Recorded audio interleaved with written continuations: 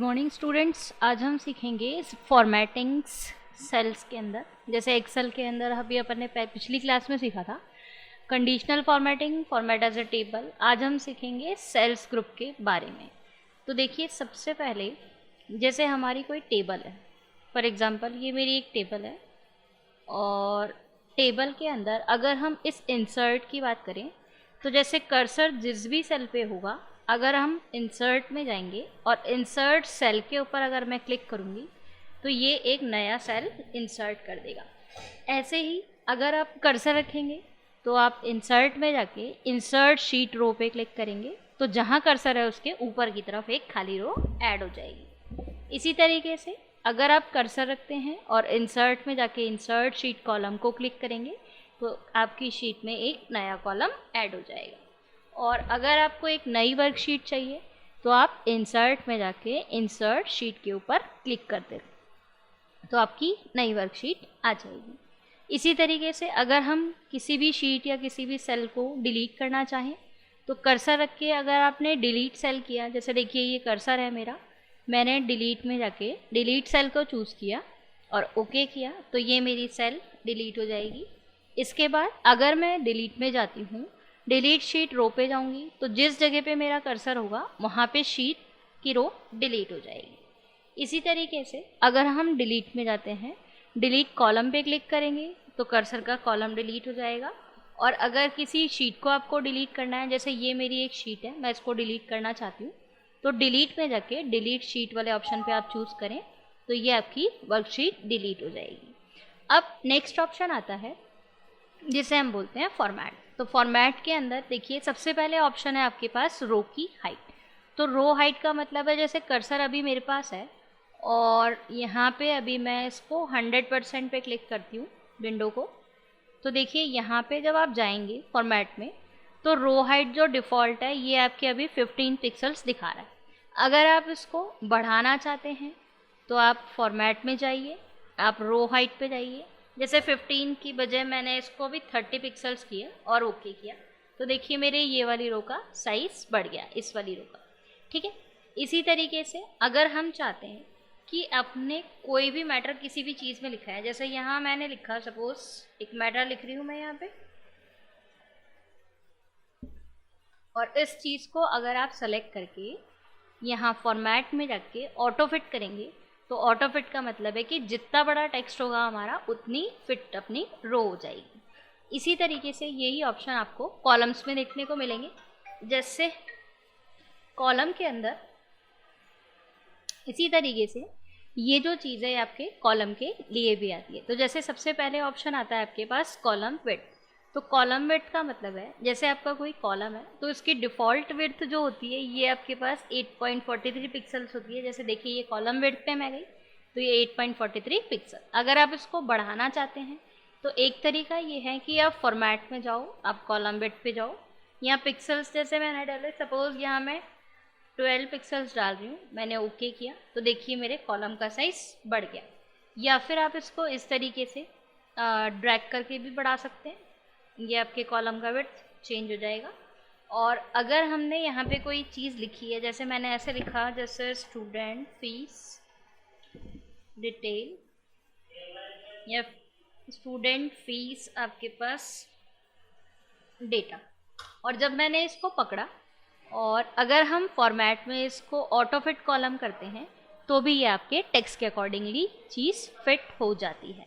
इस चीज़ को हम कहते हैं ऑटो फिट कॉलम विड्थ। और डिफ़ॉल्ट विड्थ अगर आप सेट करना चाहते हैं तो आप इसमें डिफ़ॉल्ट विड्थ के ऑप्शन को चूज़ कर सकते हैं। तो ये डिफ़ॉल्ट विड्थ करते ही आपके वापस से सही हो जाएगा, जिसको हम 8.43 कहते हैं। अब आती है हमारी चीज़ जिसका नाम है यहाँ पे विजिबिलिटी के अंदर कॉलम या रो को हाइड करना या शीट को हाइड करना। तो देखिए कैसे, अगर हम चाहते हैं कि ये मेरी एक टेबल है और इसमें पर्टिकुलर कॉलम्स को हमको मैच करके काम करना है, जैसे देखिए ये एक टेबल है, मैं चाहती हूँ कि मेरे को डायरेक्टली केवल एम्प्लॉय नेम और इनकी नेट सैलरीज देखनी है, बीच की बाकी के कॉलम्स नहीं देखने। तो आप इसको ऐसे कीजिए, आप सेलेक्ट कीजिए, वैसे आप यहाँ फॉर्मेट में जाके हाइड में जाके हाइड कॉलम्स करेंगे तो कॉलम्स यहाँ पे हाइड हो जाएंगे। और आप सेलेक्ट करके दोबारा फॉर्मेट में अनहाइड कॉलम्स करेंगे तो अनहाइड कॉलम्स ये ऐसे हो जाएगा। या फिर आप इसको सेलेक्ट कीजिए, राइट क्लिक करके भी यहाँ से हम हाइड कर सकते हैं, और अनहाइड करने के लिए भी सबको सेलेक्ट करने के बाद यहाँ राइट क्लिक करके अनहाइड कर सकते हैं। तो ये ऑप्शन आपके पास रो या कॉलम को हाइड करता है। जैसे ये कॉलम मैंने हाइड किया, सेम इसी तरीके से रो भी हो जाएगी। जैसे ये मैंने सेलेक्ट किया, राइट क्लिक करके मैंने हाइड किया, तो देखिए ये आपकी रो हाइड हो गई। 1 2 के बाद डायरेक्ट 6 नंबर आ रहा है, और आसपास के सारे सेलेक्ट करने के बाद अगर हम राइट क्लिक करके अनहाइड करेंगे तो ये वापस आपकी टेबल शो हो जाएगी। अब उसके बाद नेक्स्ट ऑप्शन आता है कि रीनेम शीट। तो रीनेम शीट का मतलब है कि जैसे मैंने आपको बोला था कि अपन यहाँ पे कोई भी शीट है तो उसका नाम चेंज कर सकते हैं। जैसे ये शीट नंबर 1 आ रहा है, तो यहाँ पे मैं इसका नाम एग्जाम्पल नंबर 4 कर देती हूँ। तो ये रीनेम शीट का ऑप्शन कहलाता है, जो आप यहाँ शीट के नाम पे राइट क्लिक करके भी लेके आ सकते हैं। अब नेक्स्ट ऑप्शन इसी में आता है फॉर्मेट के अंदर मूव और कॉपी शीट। तो इसका मतलब ऐसा है कि जैसे ये 4th नंबर की मेरी शीट है और मैं चाहती हूँ कि इसको मेरे को डुप्लीकेट करना है या फिर कॉपी करना है, तो आप इसको राइट क्लिक कीजिए, यहाँ पे आप मूव और कॉपी के ऑप्शन पे जाइए। अब जैसे अभी मेरी एग्जाम्पल नंबर 4 वाली शीट है, मैं इसको सेलेक्ट कर रही हूँ और नीचे मैंने यहाँ पे ऑप्शन क्लिक किया क्रिएट अ कॉपी, और मैंने इसको ओके किया। तो देखिए एग्जाम्पल नंबर 4 ये मेन फाइल थी, और एग्जाम्पल नंबर 4 के आगे 2 लिखा आ रहा है, ये हमारी इसकी कॉपी वाली फाइल है। तो इस तरीके से हम किसी भी फाइल को कॉपी कर सकते हैं। फिर नेक्स्ट ऑप्शन इसी में आता है आपकी शीट को कैसे आप डिलीट करेंगे। तो ये जैसे मैंने आपको बताया ही था अभी कि राइट क्लिक करके आप यहाँ से डिलीट कर सकते हैं, तो ये आपकी वर्कशीट डिलीट हो जाएगी। अब नेक्स्ट एक अपने पास ऑप्शन है जिसका नाम है टैब कलर। टैब कलर का मतलब है कि जैसे अभी मैं इसको राइट क्लिक करके टैब कलर दे रही हूँ, तो जैसे मैंने इसको कोई भी कलर दिया तो बस आपके पास ये जैसे पीछे थोड़ा ग्रे सा कलर आ रहा था, उसकी बजाय आप अपनी मर्ज़ी से इसमें कलर्स डालना चाहते हैं। एक तरीके से नाम के पीछे बैकग्राउंड कलर है, तो आप इसके अंदर आप यहाँ डाल सकते हैं। ये हमारा टैब कलर कहलाता है। अब आता है कि यहाँ पे एक ऑप्शन जिसे हम बोलते हैं प्रोटेक्ट शीट, यानी कि शीट को पासवर्ड लगाना। तो शीट को पासवर्ड लगाना और फाइल को पासवर्ड लगाना दोनों अलग अलग चीज़ें हैं। देखिए कैसे। सबसे पहले हम शीट को पासवर्ड लगाना सीखते हैं। तो शीट को पासवर्ड कैसे लगाएंगे, आप इसको सेलेक्ट करो, अब फॉर्मेट में जाके ये ऑप्शन है आपके पास प्रोटेक्ट शीट। इस प्रोटेक्ट शीट में मैंने यहाँ पासवर्ड डाला 111, मैंने ओके किया, तो ये देखिए यहाँ पे दोबारा कंफर्म कराएगा 111, मैंने ओके किया, ये मेरी शीट का पासवर्ड क्रिएट हो गया। अभी आपको दिख रहा होगा कि देखिए ऊपर के सारे ऑप्शंस ऑफ हो गए हैं, देखिए सारे टैब बंद है यहाँ पे, मतलब आप अपनी इसमें कोई भी एडिटिंग नहीं कर सकते। आपको डिलीट करना है आप डिलीट नहीं कर सकते, आप टाइप करना चाहते हो टाइप भी नहीं होगा, मतलब कोई भी काम हम यहाँ पे नहीं कर सकते। तो ये शीट हमारी प्रोटेक्ट हो चुकी है।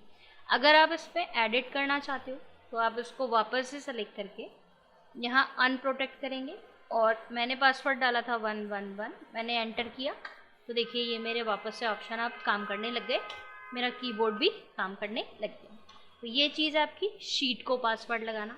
अब हम देखते हैं जैसे अपन ये वर्कबुक को कैसे पासवर्ड लगाएंगे।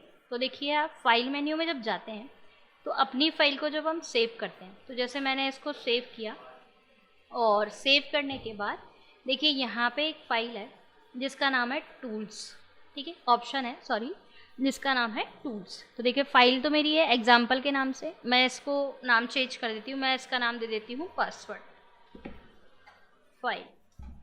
और इस टूल्स के अंदर मैं जा रही हूँ, मैंने डाला यहाँ पे जनरल ऑप्शन, और जनरल ऑप्शन में ये आपको पूछ रहा है देखिए पासवर्ड टू ओपन और पासवर्ड टू मॉडिफाई, मतलब दोनों पासवर्ड हम अलग अलग लगा सकते हैं।